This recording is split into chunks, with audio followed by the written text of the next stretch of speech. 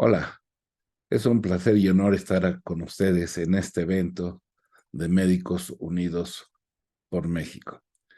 El tema que me toca compartir el día de hoy es el de infecciones de vías urinarias, para lo cual les comparto mi presentación.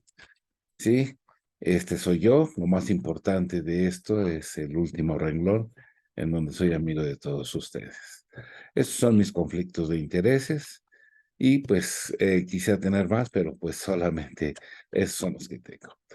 Bueno, las infecciones de vías urinarias en niños normalmente se estima que las son estériles. Sin embargo, hay que tomar en cuenta la microbiota que existe en este sitio. Por lo tanto, son muy resistentes a la colonización bacteriana patógena, pero las infecciones urinarias son más frecuentes en las niñas. Se puede presentar en cualquier grupo de edad, pero especialmente en las mujeres. La presencia de microorganismos, generalmente bacterianos, y su multiplicación en riñón o vías urinarias se le considera infección de vías urinarias. La vía de entrada de estas bacterias puede ser por vía hematógena, linfática y ascendente. La hematógena, pues un proceso infeccioso en otro nivel y donde pueda llegar estas infecciones hasta estas estructuras. Pues obviamente por vía linfática también pueden llegar, pero lo más común es la vía ascendente, es decir, de los genitales hacia las partes superiores del tracto urinario. Pero para que haya una infección de vías urinarias, deben romperse varios mecanismos de defensa del huésped, es decir, que las estructuras van a proteger hasta cierto punto la invasión de bacterias a estos órganos. El pH urinario es muy importante. Entre más ácida esté una orina, pues obviamente menos posibilidad de que crezcan bacterias. El arrastre mecánico urinario, pues es fundamental también para que no se colonicen en ese sitio estos microorganismos. El peristaltismo uretral juega un papel importante. La uretra, que por sí es una barrera anatómica, pues es fundamental para que no haya invasión. Las válvulas uretrovesicales son fundamentales, que no permiten el reflujo de la orina que ya pudo haber sido contaminada a estructuras más elevadas en el tracto urinario. Y las propiedades antibacterianas de la mucosa vesical son muy importantes, especialmente en donde se van a producir anticuerpos locales de inmunoglobulina A y posteriormente inmunoglobulina M y después IgG, si la infección avanza. Entonces, quiero decirles que, como les mencionaba al principio, las infecciones de vías urinarias pueden presentarse en cualquier edad. Es más común en el sexo masculino, en neonatos, precisamente por las válvulas ureterales posteriores que se pueden presentar en ellos, y en los ancianos por la hipertrofia prostática. En el sexo femenino, la verdad es muy frecuente, tanto en niñas, adolescentes y adultas, en mujeres sexualmente activas y mujeres embarazadas, donde podemos encontrar las infecciones de vías urinarias con mayor frecuencia. Son tan importantes que en Estados Unidos ocupan el segundo lugar como enfermedad. 5.2 millones de consultas representan las infecciones urinarias en Estados Unidos y $1,000 millones. Sí, suma nada despreciable, en donde se van a hospitalizar más de 100,000 pacientes por infección de vías urinarias. Representa el 10% de la consulta general, el 30% de la consulta del urólogo, que es la primera causa de infección nosocomial, principalmente en los nosocomios, en donde puede haber alta incidencia de infecciones urinarias. Los factores predisponentes, pues por factores anatómicos, el sexo femenino, al tener una uretra corta, pues favorece la infección por la contaminación del meato urinario, por ese material fecal hacia los genitales. El aseo perinal deficiente y en el embarazo, pues esto favorece este tipo de infecciones. Entonces, estas bacterias, obviamente, pueden llegar de la microbiota que existe en el aparato digestivo, especialmente la Escherichia coli, en donde tiene estructuras que le permite adherirse a los epitelios genitales y posteriormente vesicales para que se puedan multiplicar, es decir, por la vía ascendente. Y no solamente infecciones de vías urinarias, sino también puede haber infecciones vaginales.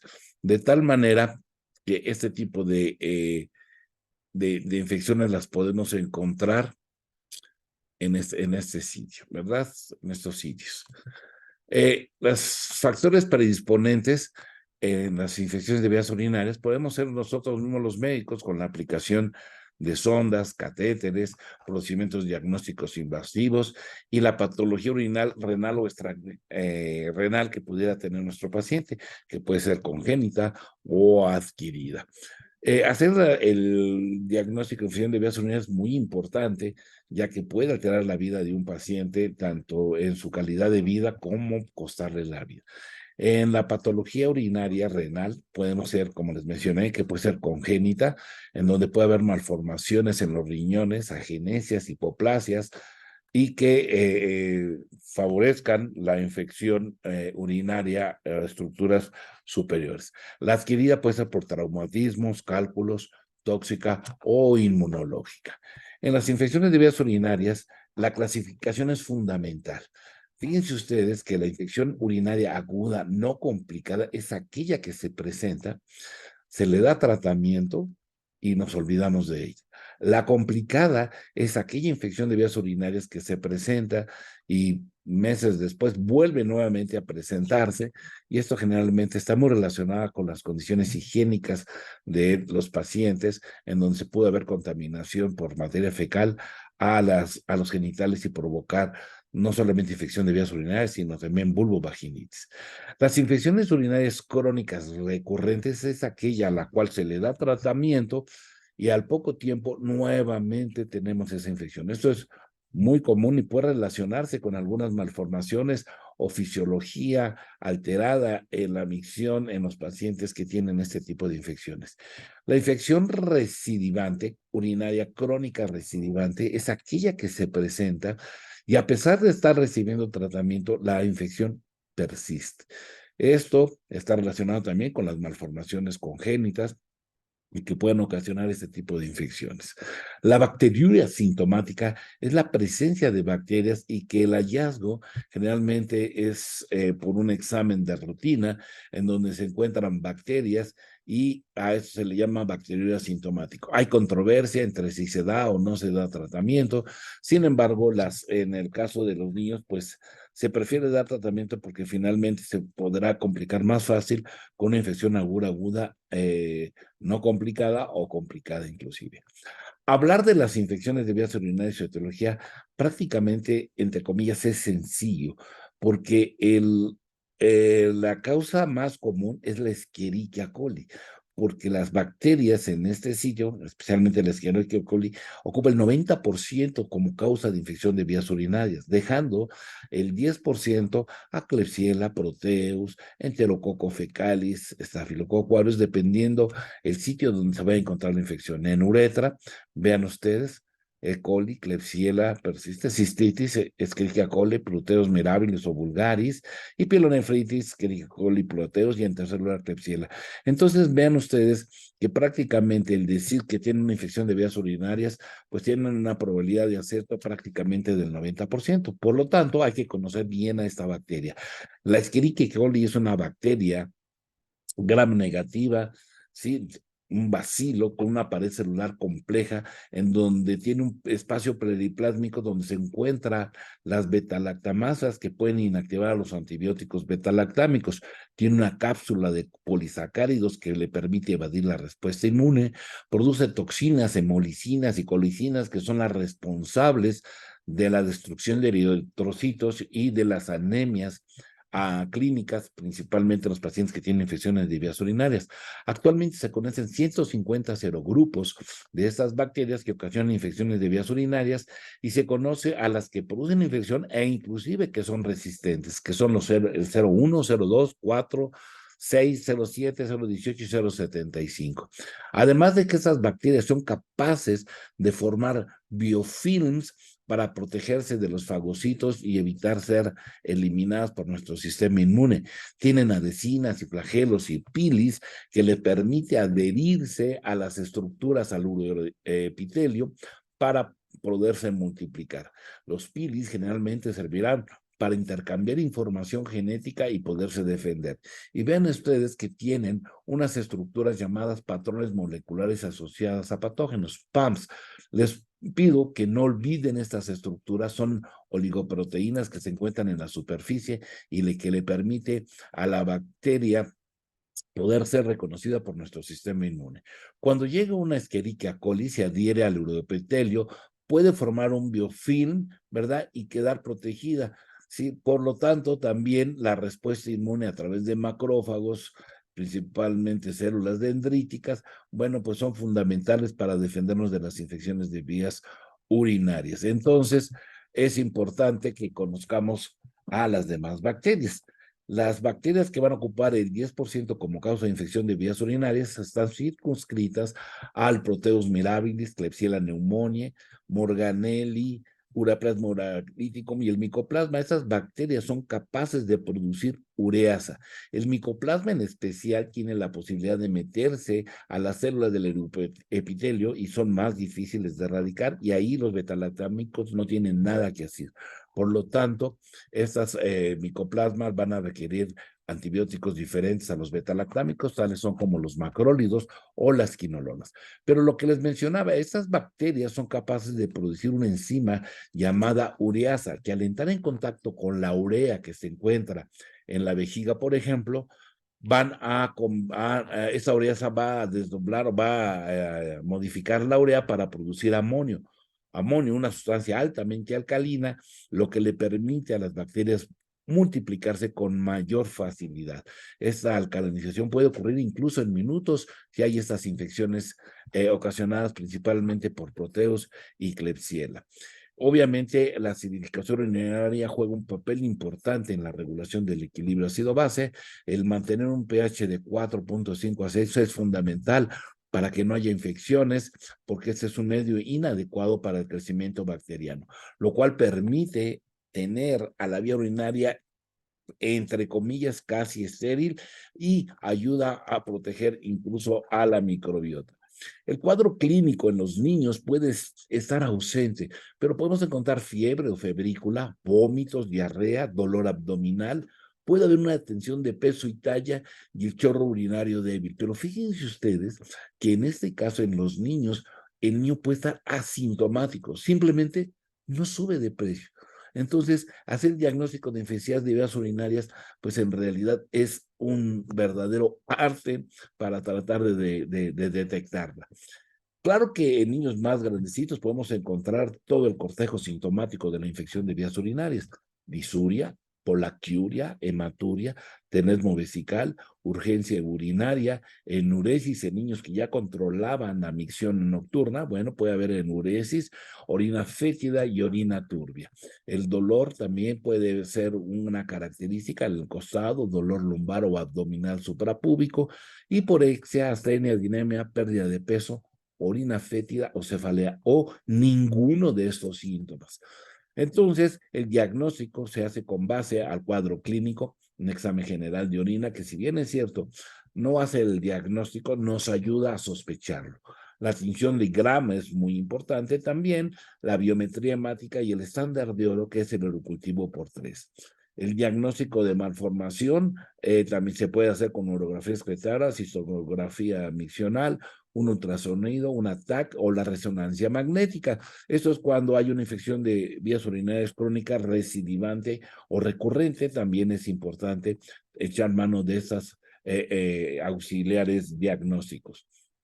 Como les mencionaba, el general de orina, el hecho de encontrar una leucocitoria mayor de 10 leucocitos, estereosa leucocitaria positiva, que es que están en actividad, y la presencia de nitritos positivos, que son desechos bacterianos, pues nos están indicando que precisamente puede haber una bacteriuria, sí, que se pueden observar con la microscopía de luz, y si el pH alcalino es mayor de 6.5, dependiendo del microorganismo, pues es importante la proteinura y presencia de cilindros leucocitarios, que son las proteínas del riñón, pues pueden orientarnos. Una hematuria mayor de 5 eritrocitos por campo, pero esto puede verse alterado, por ejemplo, con una deshidratación, en donde podemos encontrar estas alteraciones y no precisamente que haya una infección de vías urinarias. El urocultivo, los criterios de CRAS, CAS, que es el de tener más de 100,000 colonias bacterianas del mismo género, pues hace el diagnóstico. Aunque en pediatría somos menos estrictos y la presencia de un solo urocultivo ya con más de 100,000 colonias, bueno, podríamos decir que hay una infección de vías urinarias. 3 urocultivos positivas es el diagnóstico contundente, y una interpretación de 10,000 a 100,000 colonias, bueno, pues es dudoso y hay que repetirlo, y menos de 10,000 colonias es negativo, debe considerarse negativo. Pero ¿cuántos de nosotros no hemos visto este tipo de urocultivos con menos de 10,000 colonias y con antibiótico? Pues bien, las complicaciones, pues obviamente, pues la más temida es la insuficiencia renal crónica, la hipertensión arterial, desnutrición y la anemia crónica. Por lo tanto, para restaurar la vía urinaria y eliminar la infección, pues hay que tomar primero que nada las medidas generales como medidas higiénico-dietéticas, que son las recomendaciones de la Asociación Europea de Urología, el arrastre urinario, el peristaltismo uretral, que se logra con ejercicios vesicales, favoreciendo la micción forzada hasta donde más se pueda, inhibir la ureasa para que no se alcalinice la orina, y al contrario, acidificar el pH urinario de esta orina, evitar el crecimiento bacteriano, bloquear la adherencia bacteriana al uroepitelio y el uso de antioxidantes que nos pueden ayudar. El tratamiento de infecciones de vías urinarias aguda, crónica y recurrente, pues obviamente deben ser las medidas generales, antibióticos, me queda claro, por supuesto, inmunoterapia y sobre todo también la prevención. Hay manera de prevenir estas infecciones de vías urinarias con nuevas herramientas para que no haya este tipo de padecimientos en los niños. Primero, las medidas generales, pues el tratamiento genital adecuado, una buena hidratación es fundamental, el vaciamiento vesical frecuente, ¿verdad? Ayudando especialmente a las niñas a que terminen de orinar y justamente hagan un esfuerzo más para vaciar esa vejiga. Hay que acidificar la orina, evitar el uso de ropa de nylon, satín o mezclilla muy ajustada, y podemos prevenir también esas infecciones restaurando la microbiota, que casi nadie la toma en cuenta, se dan tratamientos y nadie restaura esta microbiota. Y obviamente debemos dar probióticos. Por lo tanto, el tratamiento va hacia abundantes líquidos, antibióticos, la acidificación de la orina con preparados de concentrados de arándanos y vitamina C y D es fundamental. La administración de vacunas, existe una nueva vacuna que se llama 940, que es un nombre, no es un nombre comercial, es un nombre genérico en lo que se estudió, actualmente se comercializa ya en México, que son bacterias completas inactivadas con las infecciones de vía con bacterias inactivadas que son las más comunes en la infección de vías urinarias, principalmente las 4 especies bacterianas como Escherichia coli, Klebsiella pneumoniae, Proteus vulgaris y Enterococcus fecalis. Hablando de los antibióticos, bueno, pues los betalactámicos que actúan a nivel de la pared celular, las sulfas que actúan en los metabolitos para no producir ácido fólico y que la bacteria pueda morir, las quinolonas, que si bien es cierto poco se utilizan en niños, no deben utilizarse en niños, se utiliza para infección de vías urinarias en adultos, los nitrofuranos, las ofmicinas y los aminoglucósidos, pues son los antibióticos que se utilizan generalmente para las infecciones de vías urinarias. Sin embargo, vean ustedes que hay un abuso importante de estos antibióticos en general, vía respiratoria, gastrointestinal y urinaria, y se consumen más de 918 millones de dólares al año en México, una cantidad brutal de antibióticos en donde no se incluye el sector salud. Todo es medicina privada. La cantidad que se utiliza antibióticos es tremenda. Diariamente en nuestra consulta se prescriben antibióticos en general. Yo trato lo menos posible y trato precisamente tomar estas medidas para evitar utilizarlos. Y si hay tantos antibióticos, ¿por qué fallan estos tratamientos? Desafortunadamente, a veces se desconoce en la primera elección, no se piensa en la sensibilidad de las bacterias, aunque ahora con mayor frecuencia encontramos la Escherichia coli ble, que es de beta-lactamasa de espectro extendido y que prácticamente son resistentes a todo. A veces damos dosis insuficientes, no se especifica la duración de la terapia, a veces las combinaciones son antagónicas y esto nos lleva a recaídas, hay incumplimiento de la dosis o tratamiento, y los farmacéuticos con la mano en la cintura pues cambian el antibiótico. Tenemos un arsenal para defendernos de las bacterias, hay que usar los de primera línea, no arrancar con antibióticos complejos como meropenem o carbapenem, y generalmente debemos tener al microorganismo en la mano y ver su sensibilidad. Desafortunadamente, la amoxicilina clavulanato ha empezado a tener problemas de resistencia, especialmente para la Escherichia coli. Lo mismo podemos decir de las cefalosporinas de segunda y tercera generación, las quinolonas que no se deben usar en niños, bueno, pero pudiera en un momento dado utilizarse la ciprofloxacina, ofloxacina, norfloxacina. Sin embargo, hay que tomar en cuenta los efectos adversos. Desafortunadamente, la autoprescripción genera resistencia bacteriana. Por lo tanto, para utilizar un antibiótico hay que tener el diagnóstico nosológico de infección, hacer un análisis de la información internacional, nacional y local sobre las bacterias que nos afectan en la comunidad, la epidemiología de estas, los datos de resistencia bacteriana, y hay que usarlos los de primera elección.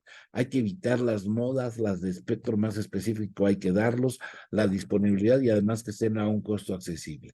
Las medidas no antibióticas tenemos a los arándanos cranberry, por ejemplo, que son compuestos polifenólicos que actúan como antioxidantes, anticancerígenos, cardiopreventivos, antimicrobianos, antivirales, antiadhesivos, bacterianos y neuroprotectores. Sin embargo, juegan un papel muy importante en la acidificación del pH urinario.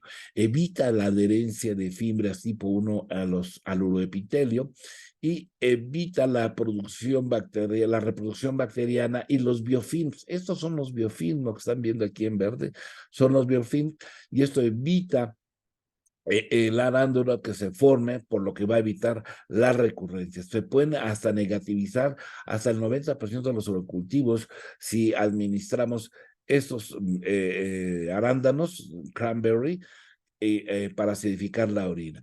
Y disminuyen bacterias y leucocitos hasta un 85%.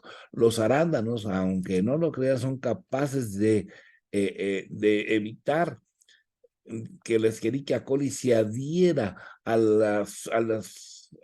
por medio de las fibras al uroepitelio. Por lo tanto, estos arándanos son seguros en niños, en embarazadas, en periodo de lactancia, es eficaz preventivo durante el embarazo, eh, evita la bacteriuria asintomática y sin riesgo de resistencia bacteriana. Entonces, vean ustedes un fruto pues muy noble, puede acidificar la orina y evitar incluso las infecciones de vías urinarias, de tal manera que reduce la recurrencia hasta un 82%, disminuye el uso de antibióticos al 65%, todo esto está fundamentado. El periodo postquirúrgico también disminuye el riesgo de infección de vías urinarias hasta el 81%, y hay preparados ya que no incrementan los niveles de azúcares contra los jugos naturales de arándanos, no incrementa de peso estos preparados, ¿sí? De 20 a kilocalorías, 110 calorías por vaso, así que los preparados de arándanos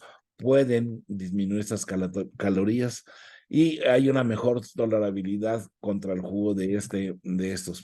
La vitamina C, que también se encuentra en estos preparados, es un agente reductor que facilita y dona electrones a las moléculas receptores, teniendo este potencial óxido de reducción para acidificar la orina. Por lo tanto, es un suplemento, la vitamina C, que puede prevenir las infecciones de vías urinarias y provoca acidificación de la orina. Se ha demostrado que durante un periodo de 3 meses la incidencia disminuye considerablemente.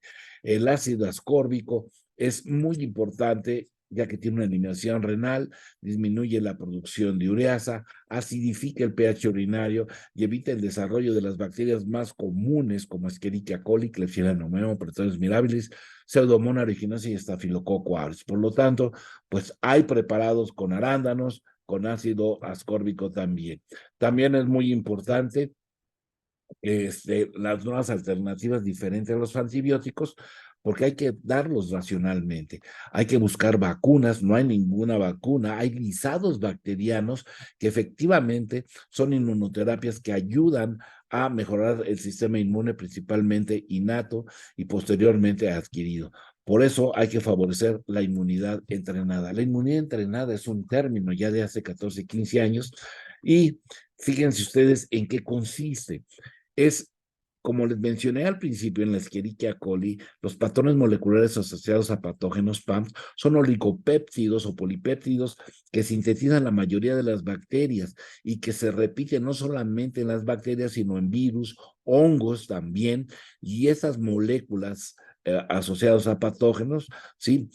Pueden estar tanto en virus como en bacterias, cruzan antigénicamente y son reconocidos por unos receptores de patrones moleculares que se llaman TLRC, que se encuentran en las células dendríticas que pueden ir desde la boca al intestino, etcétera, y que no son otra cosa que esas células dendríticas son macrófagos que tienen esas estructuras llamadas TLRS, que justamente son los que van a reconocer a estos PAMs, a esos oligopéptidos, permitiendo una respuesta inmune adecuada. Entonces, estos TLR que se encuentran en las células dendríticas van a reconocer a esas oligopéptidos, ¿verdad? Que se encuentran en bacterias, virus, hongos e inclusive parásitos y van a entrar en contacto, esas van a producir citocinas y van a llamar a los linfocitos T helper.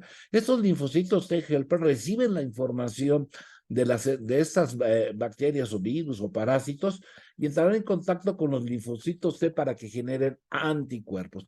Estos patrones moleculares asociados a patógenos y esas TLR, receptores de reconocimiento de patrones de los macrófagos, son muy importantes porque en esos preparados, en esas inmunoterapias a base de vacunas, en donde se encuentra la Escherichia coli, la Klebsiella pneumoniae, el Proteus mirabilis y Enterococcus fecalis, bueno, pues son importantes porque esas PAMs también cruzan con otras bacterias como Mycoplasma, Clamidia, eh, estafilococo inclusive, y pueden generar citocinas para estimular a los linfocitos TH y posteriormente a los linfocitos B para generar anticuerpos. Y no solamente bacterias, sino inclusive virus, se ha demostrado, como el coronavirus, adenovirus y sincicial respiratorio, y esas células dendríticas son capaces. Tan es así que esas LR3 ya se sabe inclusive cada una para qué sirve. En esas vacunas, vean ustedes, van a tener las bacterias más comunes, no son lisados, son la bacteria completa de Escherichia coli, Klebsiella pneumoniae, Proteus mirabilis, Enterococcus fecalis. Se llama MB140, su nombre comercial se llama Uromune, y es una inmunoterapia sublingual donde se tiene evidencia clínica, bibliográfica y que está indicada en niños a partir de los 6 años en adelante. Va a entrenar la respuesta inmune y nos va a dar una protección de 12 hasta 18 meses. Acuérdense, es inmunidad innata, no inmunidad adaptativa, que son las que podemos encontrar en las vacunas, que pueden darnos una protección por años e incluso a veces hasta definitivamente. En este caso no, es estimular la inmunidad innata principalmente de las bacterias que producen infección de vías urinarias.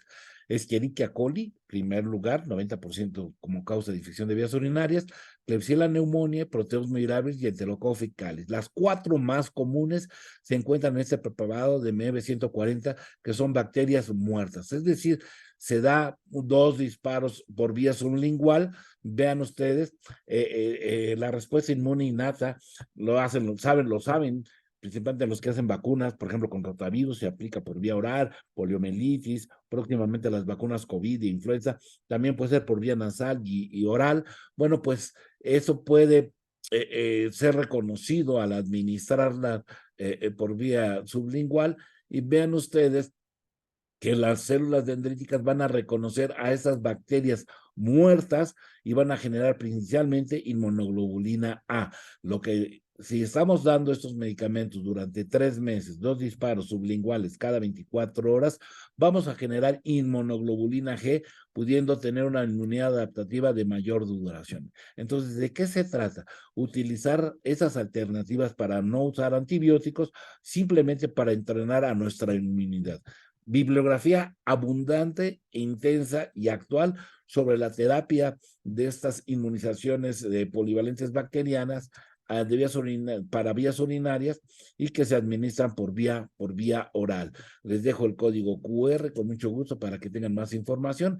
Esta terapia sublingual en spray es una protección que da hasta 12 o 18 meses o más. Está indicada en pacientes con infección urinaria y evita el uso y el abuso de los antibióticos. Por lo tanto, hay que mantener adecuadamente la inmunidad innata. No hay riesgo de infección o de que se agraven las infecciones de vías urinarias, ¿verdad? Porque son bacterias muertas. No hay riesgo de asistencia bacteriana porque no tienen la capacidad de intercambiar material genético, plásmidos o transposones para la resistencia. No hay posibilidad de inactivación de ese producto con antibióticos, ya que pues están muertas, no las pueden matar 2 veces, ¿verdad? De infecciones recurrentes, mejora la primera línea de defensa, la inmunidad innata, y nos da una rápida respuesta ante los agentes patógenos, principalmente en infecciones de vías urinarias recurrentes ocasionadas por Escherichia coli, Klebsiella, Proteus mirabilis, Enterococo fecalis, que no son lisados, no solamente son las proteínas, sino son las bacterias completas con todos sus determinantes antigénicos para generar una respuesta inmune. Y ya para concluir, les quiero decir, cada vez que sientan que no le importan a nadie, recuerden que en tan solo 1 mililitro de sangre tienen a cerca de 11 millones de leucocitos que darían la vida por ustedes con tal de protegerlos ante cualquier enfermedad. Les agradezco mucho, muchas gracias y les dejo mis datos si requieren bibliografía. Fue un placer para mí haber estado con ustedes y estoy en espera de sus preguntas. Muchas gracias.